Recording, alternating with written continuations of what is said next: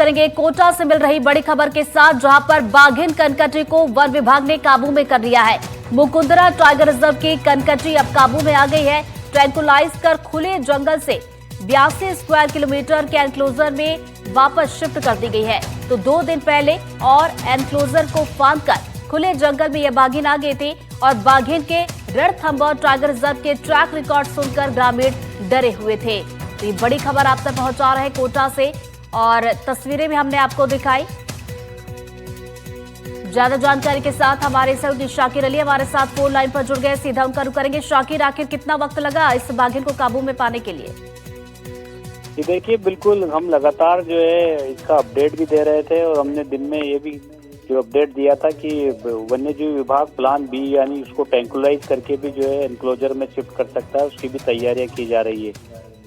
जो है इसको जब हमारी बात हुई थी तो वन्यजीव विभाग के अधिकारियों का कहना था कि जैसे ही वो रेंज में आएगी तो उसको ट्रैंकुलाइज किया जाएगा, इसके लिए तैयारियां कर ली गई है। तो टीम जो है वो लगातार जुटी हुई थी और जैसे ही दरा गांव के सामने वाला जो पोर्शन है, जहां रेलवे ट्रैक के पास वाला जो पोर्शन है, वहीं पर जो है बाघिन का ट्रैंकुलाइज करने में वन्यजीव विभाग की टीम कामयाब रही।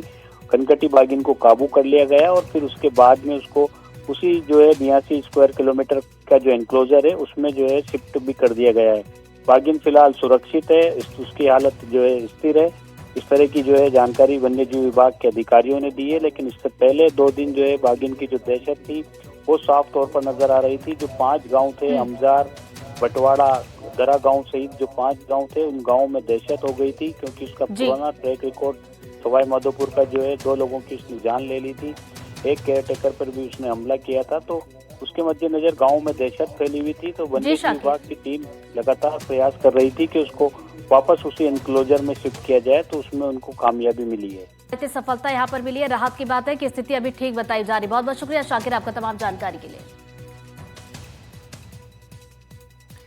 बड़ी खबर फलौदी से, जहां पर शिक्षिका ने हेडमास्टर को थप्पड़ जड़ दिया है। हेडमास्टर पुरखा राम को जोरदार थप्पड़ जड़ा है। चलती क्लास में विद्यार्थियों के सामने थप्पड़ मारा है। शिक्षिका ने हेडमास्टर पर छेड़छाड़ का आरोप लगाया है और अभिभावक शिक्षिका के खिलाफ नाराज हुए हैं। विद्यालय के मुख्य द्वार पर ताला लगाकर प्रदर्शन किया गया और पुलिस दोनों पक्षों के बयान लेकर जांच पड़ताल कर रही है। पलीना साथरी राजकीय विद्यालय का ये पूरा मामला बताया जा रहा है। मेरे साथ गलत व्यवहार कर रहा है, मैंने मेरा बचाव किया फिर। ये 2 साल हो गए, ये टीचर साथ वाला और ये मिले हुए हैं, सब मुझे धमकियां दे रहे हैं स्कूल में आकर के, तेरे साथ ये कर देंगे वो कर देंगे। और आज आपके साथ कुछ बताओ? आज गलत व्यवहार किया मैंने, मेरा खुद का गलत तरीके से मुझे छुआ, गलत जगह हाथ लगाया, मैंने मेरे खुद का बचाव किया। इस बारे में आप पुलिस को सूचना देंगी? पुलिस आएगी। मुझे बंधक बना लिया आज स्कूल के अंदर ही ताला लगा कर। पानी पीने गए थे तो मैम ने चांटा लगा दिया। किसने लगाया चांटा? मैम ने। किसको लगाया? सर को। तू कितनी पढ़े बेटा? 4थी। उस टाइम सर क्या कर रहे थे? सर हमें पढ़ाने के लिए, पानी पीने के लिए अंदर गए थे। हम हैं साथरी विद्यालय के अंदर, जहां जो है वो प्रधान अध्यापक जो है उसके साथ में जो थप्पड़ जड़ा गया है मैडम शिक्षिका द्वारा। मैं बात कर लेता हूं शिक्षक से खुद से, जिनके साथ जो थप्पड़ का जो है वो मारने का मामला सामने आया है। क्या कहेंगे आप? सर, मेरे साथ मैं ऑफिस के अंदर चौक लेने के लिए गया था। मैडम ऑफिस के अंदर बैठी थी। उसने मेरे को बिना पूछे ताछे 2 थप्पड़ मार दी। सर, मेरी उसमें कोई गलती नहीं थी। ठीक है सर, मैं बहुत परेशान हूँ। मैं बच्चों को ईमानदारी से पढ़ा रहा हूँ, मैं मेरा काम कर रहा हूँ। मैंने उसको सुबह आते ही कुछ नहीं बोला। वो सुबह आते वो फ़ोन से बात कर रही थी और उसके बाद में बच्चों ने तो क्लास में गई और ने बच्चों को उन्होंने कुछ पढ़ाया। आज सारे दिन से वो इधर उधर घूम रही है, बातें कर रही है और उसने कुछ नहीं किया सर। और मैं मेरे बच्चों को होमवर्क डाल रहा हूँ, मेरा काम कर रहा हूँ और ये बिना फालतू सर मेरे को मतलब परेशान कर रही है। क्या वजह रही इसकी जो आपको थप्पड़ मारा? सर, वजह ये रही थी कि 5 तारीख को उन्होंने मतलब कार्य व्यवस्था डीओ से आदेश निकाला था।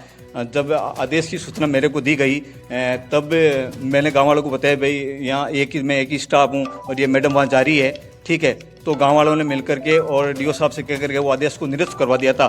तब से वो मैडम नाराज हो गई। हाँ, तब से मैडम नाराज चल रही थी और इस तरह से आज जो है विद्यालय आते ही वो पुरखाराम जी जो यहाँ प्रधान अध्यापक है उन्हें थप्पड़ धर दिया। हरिप्रकाश व्यास, NDTV, फलौदी।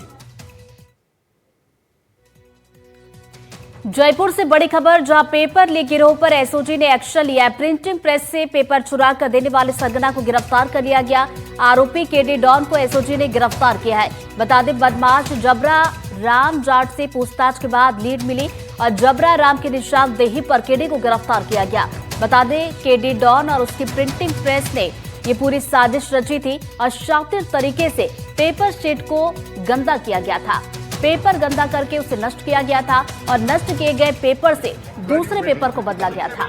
बता दें, स्टाफ की मदद से वन रक्षक भर्ती के दोनों पेपर चुरा लिए गए और पेपर चुराकर जबरा राम को 23 लाख में उपलब्ध कराए गए थे और जबरा राम ने पेपर परीक्षार्थियों को बेचे थे।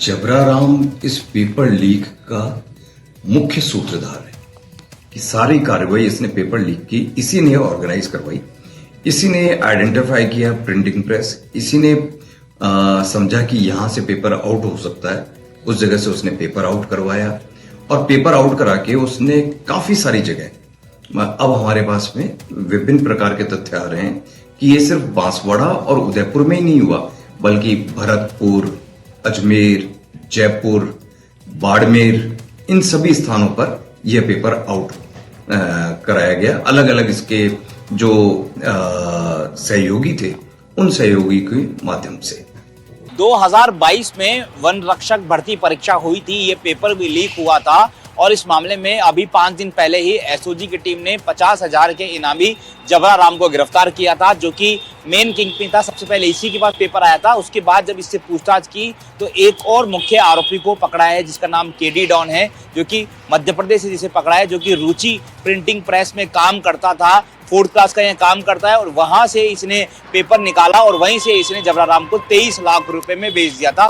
फिर उसके बाद जबरा राम ने इस पेपर को कई सारे अभ्यर्थियों को और कई सारे गिरोह को बेच दिया था। तो ये माना जा सकता है कि मध्य प्रदेश में रुचि प्रिंटिंग प्रेस पर जिस केडी को पकड़ा है, ये बड़ी सफलता जो है वो मानी जा रही है।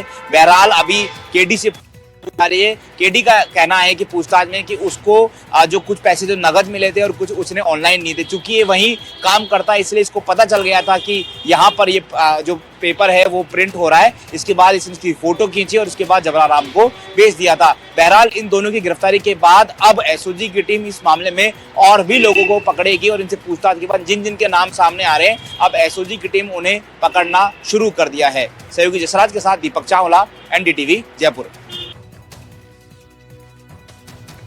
श्रीगंगानगर से बड़ी खबर, जहां इथेनॉल फैक्ट्री का मुद्दा संसद में गूंजा। जी हां, सांसद कुलदीप इंदौरा ने इस मुद्दे को उठाया है और किसान लंबे समय से शांतिपूर्वक विरोध कर रहे हैं।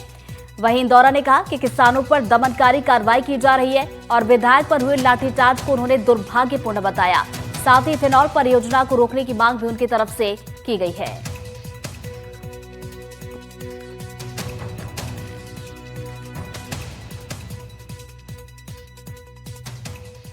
गंगानगर के हनुमानगढ़ टीबी के बारे में, जहां एथेनॉल प्रोजेक्ट लगाया जा रहा है, यहाँ किसान लंबे समय से आंदोलित है, संघर्ष कर रहा है। किसान संगठन, हमारे वहाँ के विधायक अभिमन्यु पूनिया, जिन पर कल लाठीचार्ज हुआ 10 तारीख को। आदरणीय, मैं बताना चाहता हूँ, इस प्रोजेक्ट को रोकने की आवश्यकता है। परियोजना की पर्यावरण रिपोर्ट में कई गंभीर विरोधाभास है। इसे B2 श्रेणी में रखकर जन सुनाई से छूट दी गई है, जबकि ये विद्यालयों, कृषि भूमि के निकट स्थित है। ये प्लांट प्रतिदिन 60 लाख लीटर भूजल का दोहन करेगा, प्रतिदिन 2400 क्विंटल राख देगा, 225 टन कार्बन डाइऑक्साइड, जिससे पूरा इलाका बर्बाद होगा।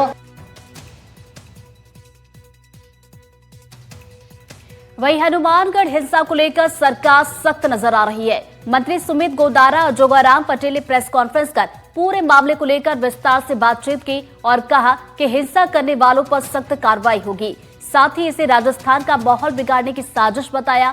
इसके साथ साथ फैक्ट्री को लेकर कांग्रेस सरकार के समय के MOU को भी याद दिलाया। हनुमानगढ़ के टीबी क्षेत्र में इथेनॉल फैक्ट्री चालू करने का कांग्रेस सरकार में 2022 में इसका घोषणा की गई थी। उसमें इथेनॉल प्राइवेट लिमिटेड और कांग्रेस सरकार के बीच में 2022 में तत्कालीन कांग्रेस सरकार के बीच में MOU हुआ और इसकी भूमि का 2023 में औद्योगिक रूपांतरण करा गया, NOC जारी की गई उसके लिए। अब कल की घटना जो हुई उसमें कांग्रेस के नेता ही द्वारा इसका विरोध किया गया, कांग्रेस के नेताओं के द्वारा, साथ में कॉमरेडों के द्वारा, जबकि कांग्रेस के द्वारा ही इस प्रोजेक्ट का लाया गया था। उस समय यही बताया गया था कि इसमें किसानों